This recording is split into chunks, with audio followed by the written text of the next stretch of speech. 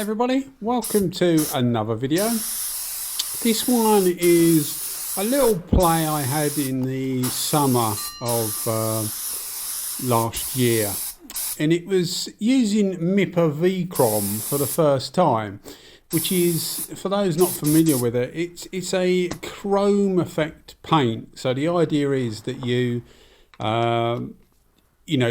painting on chrome, or as near as you will probably get it. It's quite a good product. Apparently there are several others on the market. I use the Mipa one because the place I use for my Kapci, I've got two Kapci paint kits. The place I use for the refills for those also sell this, and they sell it in 250 millilitres, 500 millilitres and 1 litre. I'll put a link in the description. It's a place called alloypaints.com. I'm just a normal paying customer, but I will put a link in the description so that you can see where I got it from. Because if you fancy a try, especially with this stuff, because you're probably not going to paint a whole car in it, so you're using it for smaller things like grills and different parts on a vehicle or a bike, then it's an ideal way. You probably only need 250 millilitres. It saves buying a tin. So as I say, I'll put a link in the description anyway. You can see where I bought it from. But this is my first time trying it, and I was a little bit I don't really get apprehensive, it's the wrong word really, unsure of what I was going to end up with. One of the things, I haven't watched many videos on people using this stuff, and I tend to do that because I like to find my own way, if that makes sense. But what I do pay attention to, and I do say to people pay attention to, is the technical data sheet. So the technical data sheet from Mipa states a number of things. The first thing it will state is that you need it over a gloss black base coat or base substrate. So you can see in the video that I ended up with a really super, done with the GTI Pro Light actually, really super shiny black base coat. Now, one of the other things you'll find with this is that it will show absolutely everything that's imperfect on the substrate. So if you end up doing, I use direct gloss with this, and that's what they recommend. Obviously they recommend a Mipa direct gloss, but any direct gloss will do. And they recommend not touching it afterwards, which I didn't do. If you've got any imperfections in it, you will have to do something with it, and with that you treat it like a normal, like you're preparing a car or a bike for to give to a customer or whatever. You need to remove any nibs and polish so that you get a good finish, as I say, just as if you were going to present it to somebody as a finished product. But then you need to obviously be really careful and remove with normally a degreaser any remnants of polish, etc., because otherwise the Mipa paint won't stick properly on top. You could even get some separation. I was lucky, there was two small nibs, and they were both where you wouldn't actually see them. Once the bike seat was on, you wouldn't actually see them, so I just left it and I didn't touch it. Another thing they recommend is that you leave it for at least 8 hours, up to 4 days, and at least 8 hours at 20 degrees Celsius. So if you're like me, you're in the UK, this was done in the summer, as I say, it wasn't a problem. But if you're in the UK and it's colder than that, you need to leave it for longer than the 8 hours. So give it a couple of days, try and keep it clean. I wrap mine up in a bit of plastic just to keep any dust, because you don't want to be touching it too much, as I say, because well, according to the technical data sheet, it relies on the purity of the substrate to get the ultimate chrome reflection. So having established that we've got the black down, fine, and a really nice shiny finish, I proceeded, as you see, to put the Mipa Vicrom or Vicrom, VCROM, onto the tank. Now I use the DV1s because those of you that know my videos, and if you're new to the videos then welcome, those that know my videos know that the DV1s, although it's a relatively slow gun, is probably one of the finest atomizing guns you'll get. DV1s and the W300 WB are really fine atomization. They recommend, Mipa recommend in their technical data sheet that you put on really fine mists. So you'll see I did about 4 or 5 coats, and I presume you build it up to what you want really, or what you think is right. After 2 or 3 it actually looked quite good because you still had the black coming through, but it looked more of a black chrome rather than a chrome, and I wanted to go for a chrome finish, you know, a proper chrome finish, or as near as I could get it anyway. So I put the paint on really thin, and you'll find that this stuff, when it comes, it doesn't need any thinning. You can thin it with normal thinners if needed, but it is very thin. In a standard like a Ford 4 or a DIN 4 4mm cup, it takes about 10 seconds for the stuff to run through at about 20 degrees Celsius. So you'll see what I mean. It is thin. You know, compare that to clear coat, which, you know, even thinned out ready to spray is about 18-20 seconds. So the stuff is really thin. So I put it on as thin as I could get it. As I say, I was using what I thought would give the gun that would give me the best chance of achieving this. And certainly if you had a gun that didn't atomize particularly finely, you'd get away with most guns, to be fair.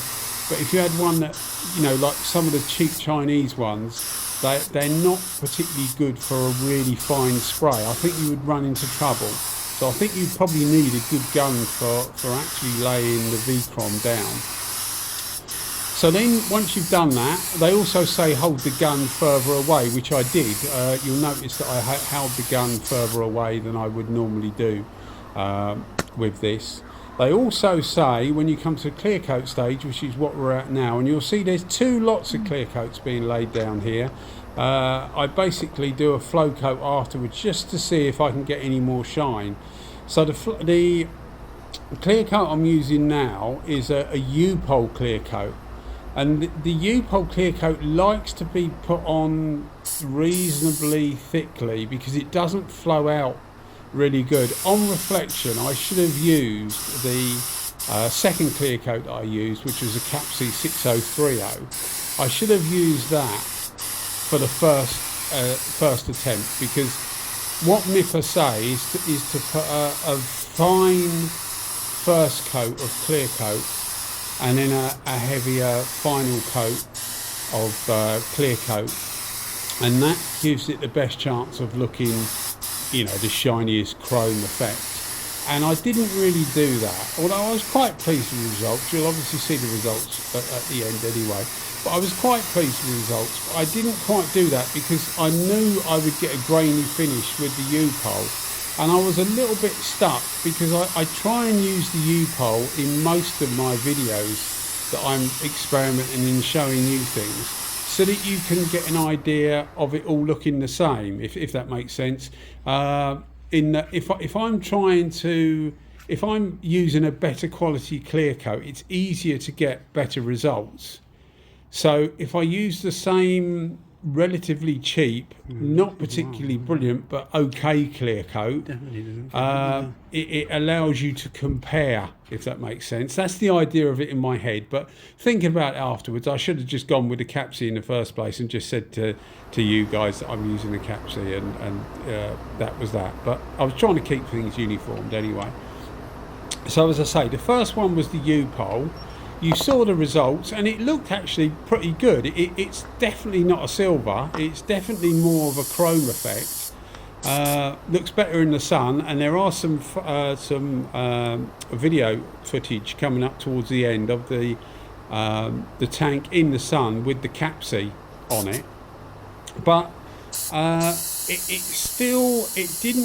didn't quite look like a deep chrome, and I think it just doesn't. I don't think I've made any particular boo-boos. As I say, I was quite pleased with it. It was better than I thought it might turn out.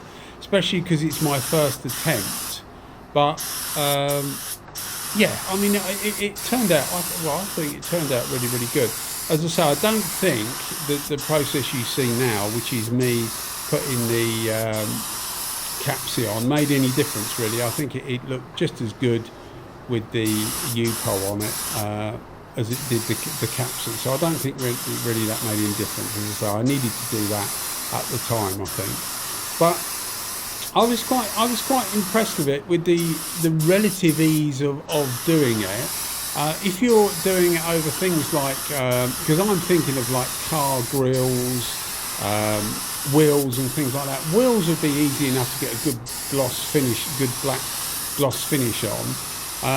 Grills and that, yeah, I suppose you could. It would just be a little more difficult in some of the areas that are more enclosed to get like an even chroming effect. But since this, I've used it on a couple of bits of different bits of plastic, etc., and it worked really, really well. So yeah, I'm quite happy with the results. I think you guys will probably feel similar, that it's pretty good for the first attempt. All the shots outside, the first lot with the Upol and the second lot you'll see coming up with this Kapci clear, I've left it all for 2 days, so any dieback, you get a bit more dieback with the Upol than you will the Kapci. The Kapci has very little dieback. But I've been trying to leave everything now for 2 days, any outside shots. I've been trying to leave it for it depends whether it's raining or whatever, sometimes it may be 3 days, but normally at least 2 days, so that you guys can get an idea of any, as I say, any initial dieback that's come into the clear coat, which can happen. I've actually done another video which is 1K clear coat, using it, and I know people think I'm mad, but using it on a bike tank, and I'll put a video up, and it's just because quite a few people have asked me about 1K clear coat because they don't feel safe about using the 2K clear coat, but I'll go into that nearer the time anyway. Anyway, you can see the final results. I'm not sure what happened now. There's something on the floor, I guess. But I thought it was all right. As I say, it's definitely not a silver. It's definitely more of a chrome effect. And you'll see it in a minute in the sun. I think it came out really, really well. Another thing they say before putting the clear on is that normally you'll try and get your clear on the base coat as soon as the base coat's gone off. But even at 20 degrees, they say leave it at least 45 minutes to an hour before you actually apply the clear coat over the top. I'm not sure what the reasoning behind that is, but I did that anyway. The only thing I did, which is I probably put on the first, as I say, on the first coat of Upol a bit too much. Anyway, guys, I hope you've enjoyed my ramblings, and I don't think it was too bad an effort for the first try. Okay, as I say, thanks for watching the videos, and if you're new to the channel, then think about maybe give us a subscription if you've enjoyed this, because it just helps push us up the rankings on YouTube and Google. All right, guys, thanks as always. Cheers. Bye-bye.